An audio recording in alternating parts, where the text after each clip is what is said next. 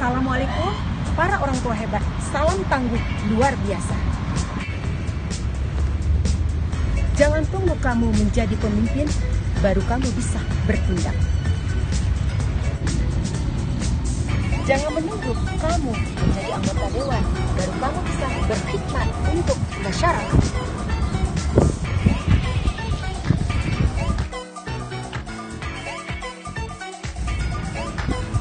Jangan tunggu kamu menjadi bilioner, baru kamu bisa bersedekah.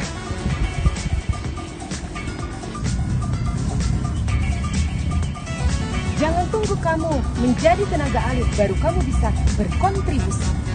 Wahai orang tua hebat, jangan tunggu anakmu bertambah umur, baru kamu bisa bertindak.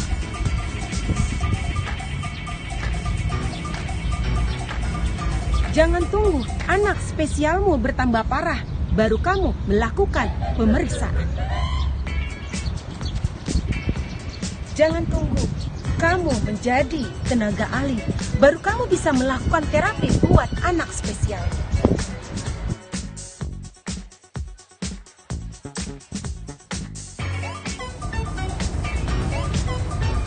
Wahai orang tua hebat, masa depan anak spesial kita berada di tangan kita. Lakukan sedini mungkin dan jangan pernah menyerah.